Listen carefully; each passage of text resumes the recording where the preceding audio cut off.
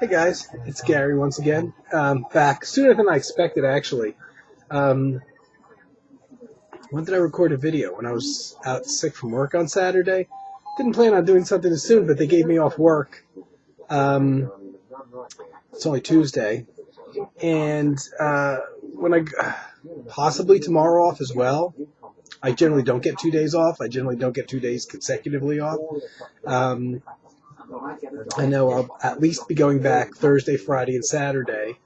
Sunday is my dad's 90th birthday, actually, and his girlfriend and my sister throwing him a party. And so I had to actually put in to request Sunday off to go to the party, but won't be around home to do a video. Definitely be going in Monday. Monday's the busy day, so I don't know when the next time after this is I'll get to do a video. So even though it's just a couple days after my last one, it may be, a while before I get to the next one. So I thought a couple of things I grabbed. I've been listening to, it's funny, I do these videos sometimes and I grab CDs like this that I haven't actually listened to for a while. I showed last time the Yes Kim Water Cycle. Now I'm listening to all 5 discs in this set. So I've been playing this for the last few days in my playlist, which I pull out a dozen albums and I just let play through the night, and when they're usually 12 hours or more. And I added in 8 other albums, all Robert Schroeder. These would be probably the same. If you have any albums by Robert Schroeder, these probably would be the ones you have because they were released in America by DA Music. It was a distribution label based here in New Jersey. Actually, they're out of business now, sadly. And they distributed a bunch of European labels. I think most of us, it seems like they did more electronic music than anything else. But I do have a bunch of jazz releases, different labels that they distributed as well, including one of my favorite albums, Miroslav Vida's album, his Miroslav solo album from 76 and 77, which was on the Freedom Jazz label, which DA Music distributed here for quite some time. It looks like that Miroslav Vida's album's out of print actually now. Kind of sad. A lot of people don't like it, but it's a favorite of mine. So I've got Robert Schroeder stuff here. The early ones, a lot of people know Robert Schroeder. The funny thing is I have 8 CDs of his. I wouldn't say I'm a hardcore fan though. He seems to me to be very much of a third, like a somebody that very much followed in the footsteps of Klaus Schulze, who he was a big fan of, who signed him initially to, I guess it was his IC label. It's hard to tell because he's been reissued by various labels and here DA Music. But Robert Schroeder, Harmonic Ascent, it's hard to put these in order, but I think this was the first one. All his early albums are really short, unlike Klaus Schulze's albums. But he very much was somebody who emulated Klaus Schulze, and probably a lot less successfully, and even played with some of the people that Klaus Schulze would have guests on his album. This one has Wolfgang Tiepold on cello, and a guest guitarist, and Robert Schroeder's all synthesizers. This one is one of the better ones. It has 3 pieces, one a 22-minute piece, one a 9-minute piece, one an 11-minute piece, and even the 11-minute piece is called The Day After X, which, kind of sounds like it could be kind of like inspired by Klaus Schulze or a title after Klaus Schulze. This particular one was produced by Klaus Schulze. One of his better albums, I think. I think this was probably from about the late 79 or 80. He was still using analog equipment at the time. I think the problem that I have with most Robert Schroeder discs is, and I don't know if the music in the background is too loud, so I'm going to turn it down. I think the problem with a lot of Robert Schroeder discs is he started kind of late, so only his first couple solo albums that I have were probably recorded on analog equipment. and after which he started using digital equipment, and the sound samples were kind of thin and not great, and I really don't like that period of electronic music in a lot of cases. The next one, Floating Music, still on analog synths. No musician credits on this one, but it sounds like there's real drumming, real acoustic drumming on this one. The electronic drums did not sound anything like real acoustic drums at this time. And there's two pieces on here, 17 and a half minutes and 18 and a half minutes. Kind of interesting, but nothing earth-shattering that I would go spend a lot of money for. I just kind of think he was somebody that really kind of emulated Klaus Schulze a lot. And even Tangerine Dream, classic period, mid-70s when Peter Baumann was in the group kind of thing. Here's another one, Paradise. I think this may have been around the time that he started going to digital synths. And those records really suffer from, there's really nothing unique on these albums. You hear the very much the digital sound, and you hear sequences that are pretty much standard sequences. If somebody were to do here's what German, electronic synth music sounded like in the late 70s kind of thing, early 80s, this would almost be that. I hope that music's not too loud because it's very distracting for me. Playing some very avant-garde stuff in the background, so I'm going to turn it down.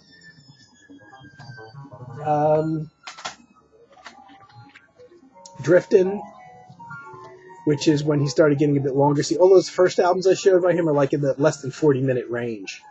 Some 35, 37 minutes. A bit short for this kind of music. That's the one thing that he doesn't have in common with Klaus Schulze, is really that Klaus would do these long pieces, which were great because that's what you want. You want to get drawn in, and this kind of music kind of needs that time. I wouldn't say even development, but the length of time. He got to longer pieces with this one, longer albums with Driftin', but I think it's hurt by the digital synthesizers, to be honest. Paradise, where he started he started having about like 8 pieces per album. It seems like he got into a funk there, where he was doing 8 pieces an album. And that breaks it up a bit, even though the pieces do pretty much flow one into the other, and at times not exclusively. And it seems, the ones that flow into each other can kind of be seen like a long piece that has multiple parts. But there's no real long pieces, which are kind of to me, the cornerstone of this kind of music.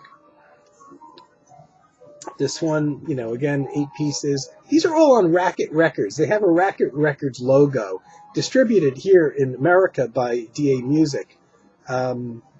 I think Dyett Music was actually based in Germany, so they may exist in Germany still, but the American branch has shut down.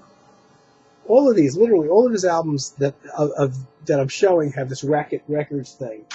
And I think he may actually have more releases on Racket Records that didn't make it over here to America on Dyett Music. Brain Voyager, another one with another one of these shorter albums with 8 pieces on it. Kind of unusual for this kind of music. Time Waves, one of the longer ones. This is about an hour long. Maybe a bit better, this one from 86. Synthesizers, those digital synths were maybe getting slightly better samples at that point. But none of them are earth-shattering, but I've been listening to them anyway. Sometimes I just get in the mood. Some of them sound very, very artificial and hollow. But I have them in my collection, and somehow I managed to keep all his discs together, and so sometimes I just play them, and I've been in the mood, so I played them. But he continues to record. He's got many, many, many more discs out. His albums are pretty much imports now here in the U.S. You could buy them as imports. Some, as you can imagine, pretty expensive. When I hear sound samples, I'm pretty sure it was him. I could be wrong. When I hear sound samples, though, I have heard him going in a more, like commercial direction, heavy rhythms. I think he may have even done some vocal albums, like a popular rhythms, adding like a more of a techno thing going on now. I would pick something up, but I'd have to hear samples first. I'm sure the sound samples he's using are better than those albums. Those are pretty much the classic albums that people here in America would have by him, because they were, you could go into a record store and pick those up. And totally unrelated, because I'm doing these off-the-cuff videos where I'm grabbing stuff and I'm thinking about it maybe a half hour before I film. But I started a conversation, and I wonder if anybody else does this anymore. I think I once asked a question on one of my videos if people still listen to music with headphones. I mean, the old-fashioned can headphones over the ears, and if they, actually just kind of laid back and listen to the music. It's very hard and very distracting in the computer age to do that. My computer's always on here in my room, and this is the room where I play all my music. And,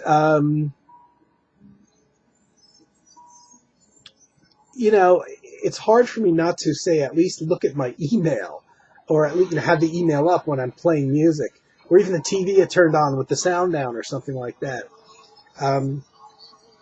There was a time, folks, when we didn't have computers and there wasn't a TV in every room, and, there were no DVRs, so, what you had on TV was just what was on live at that point, and if nothing interested you, there was no reason to have it on. So it's very easy to put a record on the turntable or tape in or whatever, and just get lost in the music, because there is no computer, so there's no internet, so there's no email.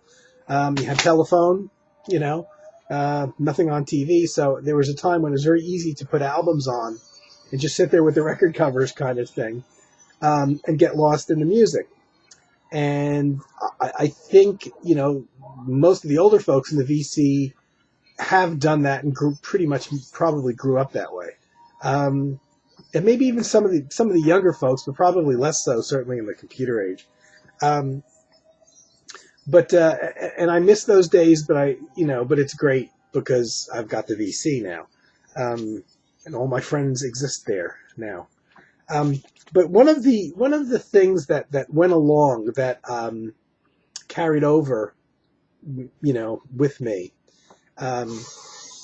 during those listening sessions was something that was also, I think, fairly common back. I'm talking about like the 70s now, probably early 80s. And that's putting on, when you're putting on music, preferably, in your own space, in your own room, whatever, dim the lights and burn some incense sticks, or incense of one type or another. I'm wondering how many people in the VC do this. And it came up a conversation with Vinyl Spin Jeff. But we're of the same age and the same generation and the same time period. Incense really creates, obviously it's a sense that the aroma and everything, it creates a vibe. I think for me that goes back to, having grown up in the 60s when, music was very much associated with, hippiedom, and hippiedom always had incense around, and so, it was often wafting around, and certainly around artistic endeavors and listening to music and that kind of thing. So I guess maybe, that whole thing is where it originated from. But it really, to me, lends something to the music listening experience. And, one of the things that came up, too, is because I was showing the Pacific Moon record label, and they actually package incense sticks in their CDs, in the CD case. Wonderful idea. And it kind of encourages people to, especially younger people who may have never thought about it, experienced it. And there's a few different kinds of incense. The only kind that I don't have is the cones. There's these cute little cones. And it's funny, when I was a kid growing up, we had this big wooden desk in my house. And in it was, it was like, my parents would like put their checkbook and stuff like that in there. None of my stuff was in there. But every once in a while I'd go in because I needed a pen or something like that. And there was this little round tin. And it had these different colored cones in them, and they smelled good, and I never knew what they were. I don't know where my mother got them from, And my mother was not the type to burn incense, and I never saw her burn any of them. So for years, I didn't know what they were. I didn't ask. They smelled good. They, had colors, and it kind of was chalky and came off on your fingers. No idea what they were. I never in my lifetime saw my mother burn them.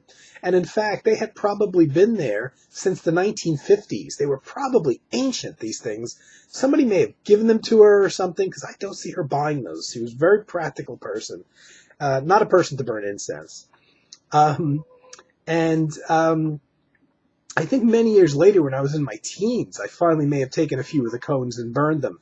I don't see the cones around much anymore. Jeff, I think, said he does, but I haven't also gone specifically into an incense store or a store that sells them. I actually came across some of the ones I have. Well, I wouldn't say totally accidentally. I was shopping for, in the real early days of the internet, I went actually shopping for incense. And, when I moved, I wouldn't say I lost some things, but I can't find my incense burner, which was this boat about this long, this wooden boat that you just could lay the long sticks in, or any incense you had, so it wouldn't fall over. So that when it burns, the ash wouldn't fall over. I thought I took it with me, and it could be in one of my many, Tupperware container things full, but I can't find it right now. And I know I have more incense than what I'm about to show. But the oldest batch of incense I have, which I ordered online in the early days of the internet, even before I bought music online, I found this shop. And, it's weird buying it online because you can't smell it first. So it was really weird. I bought it by description, and it came in this funky little case, which I have to this day. Oops, one of them just slipped out and fell on the floor. It came wrapped in this paper. Pieces of these are falling out all over the place as I speak. Maybe I should hold it this way. You can see that there's all these long red sticks. I wish you could smell this. It smells fantastic. And I've had these. Oh, it smells absolutely fantastic. I'm very bad at describing. Sweet, perfumey. It definitely smells like an exotic, a place that you would go into, like maybe even like in Chinatown. You ever go into one of those shops in Chinatown that smells awesome. Love these. And after all these years, I haven't gone through many. You can see this was packed full, and it's very loose now. I just lost a couple on the floor. It's really wonderful. I love this packaging too. Sensia, I think is Sensia, was the company I bought it from online. Excuse me for a minute. While I pick up one of my lost sticks. I bought it online from them. I don't know how I discovered them. What made me go online and buy them before I could smell them? I didn't think the company existed anymore online, and then I saw it. I got an email from them like 15 years after the fact, or a dozen years after the fact, or whatever it was. So I think they're still around. And incense tends to last long. I'm looking for the cones. Eventually I'm going to find some cones. But the weird thing is, in the last couple years, very recently, I've actually come across these accidentally in like department stores, kind of. I'm not sure where I got these, but believe it or not, I'm fairly sure I got these at the supermarket. We have this chain here in New Jersey called ShopRite. And all it is a big grocery store, but they have a seasonal aisle. And during Christmas time, it'll sell things like some Christmas decorations, some lights, that kind of thing. During Halloween season, some decorations, some Halloween bags, and the candy holder things, that kids walk around with, the buckets that, they shop with, and of course, candy of all types and all that. So they have this funky seasonal aisle, and during off seasons, they put various things in there. And when I guess it was right around, I guess autumn time, some things started coming out. This is Blossom Fir. I'm pretty sure this is where I got these, at the supermarket. I wasn't out specifically shopping for incense. And these are longer sticks. These look like the kind that are, and I don't know if it's true. I've had others that were definitely these sticks that were absorbent and almost like cotton, very soft. And I think people buy those in bulk, and then they just dip them into various tubs of different scents. And so they can make, anything. I had tons of those. I had like 5 or 6 huge bags of these things. They all looked identical. And they were made of this soft material. So I guess there's a number of different ways of making incense. And it seems like these other ones I had that were very soft, that people would just buy them, and there was just no scent to them at all. And then you would take the chemicals and dip them into the chemicals, different ones, and then package them. But you couldn't tell visually one from the other. These are a little different because these definitely look solid and they burn like ash. So I think these are more like the cones. Weird types, because these things are these little thin little sticks. Now, this past Halloween, most recently, I was at my food store again in the seasonal aisle, and they had a bunch of Halloween. How could I not buy this? Something called Ganesh sticks, Halloween incense. I haven't burned any of these, but they smell awesome, and I should have bought more. According to this, look at the different varieties, but these weren't all available at the store. They had 5 different types for Halloween, and I don't think they had one other type there. And I don't know why I didn't pick up more than just this one. 20 sticks. Love it. I'm such a sucker for this stuff. But honestly, I'd like the smell as well. I'm such a Halloween anyway, and I just love the artwork. I'm such a pop art fan too. But, it smelled good, and I think they had one other, and I didn't buy it because I wasn't crazy about the smell, but I should have. I really should have. And I was going to pick up, I decided, I'm going to pick up that other one after all and get some more. When I went food shopping like 2 weeks later, they had no more. They were all gone. All completely gone. So these things, it's funny. They hit the local supermarket, and they literally keep them in stock for a week or two. And maybe they get a very small shipment in, and when they sell out, they don't bother to restock because they consider it just a seasonal thing.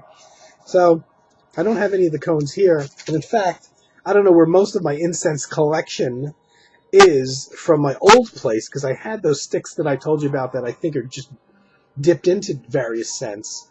Had bunches of those. And I had another thing like this of green incense, just like these thin little sticks. And I don't know, there must be an accurate name for these, and I don't know what it is. I just wanted to bring that up. I'm curious if other people do that, or if they still even listen to music the old-fashioned way, and just, I think Rob from Boston said he does. Really put on an album and just really sit back and listen to it in your easy chair or your bed, or gazing out the window or whatever, but really kind of give it your full attention. It's hard, and I grew up doing that, and it's hard now. I imagine people that grew up in the computer, age, are used to multitasking, but there really is something lost when it comes to experiencing music, especially subtle or complex music like classical music. I don't know. Anyway, one of the other things I'm going to do, and you're all probably better off for these really unprepared videos, because when I prepared for my prior videos, I wouldn't say I over-prepared, but I gathered so much information that they would go for 90 minutes, and that's kind of way too long. I wouldn't say I'm going to start a new series, but something playing in the background which went from being intensely loud to totally unheard now, I know, is I have a bunch of CDs, and I might show, depending on time, I'll show, 2 or 3 or 1 maybe at a time, of obscure artists that I bought totally unheard of, mostly working in the electronic medium that I'm sure nobody else knows either. They probably don't have any of these CDs.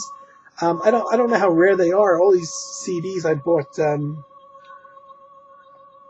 I bought this one from Allegro, I guess. It's got a Gee, I'm not sure. I bought this from I think Tower Records online when the company was still around, based on some description I must have read at the album. This is before the days when there were sound samples up to listen to albums, and I was looking for avant-garde electronic artists, and these aren't pretty guys, that play pretty music like Guitaro or something like that.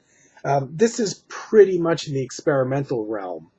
And I love that stuff, and I look for it, but when you get it, you don't really know what you're getting if you can't hear sound samples of it, or you're already familiar with the person's works.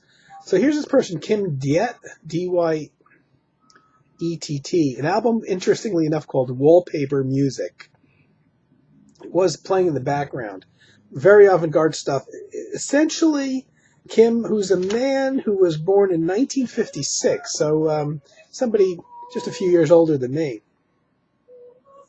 is electroacoustic musician. And this album came out in the early 90s, but apparently the recordings are from 82, 83, and 86. There's 3 compositions on this album. It runs 60 minutes and 50 seconds. The longest one is a piece called Wallpaper Music. On a couple of the tracks, or 2 out of the 3 tracks, it sounds like pretty much Kim does electronic processing. And I don't know, I had to talk about that program New Sounds that I hear on the radio.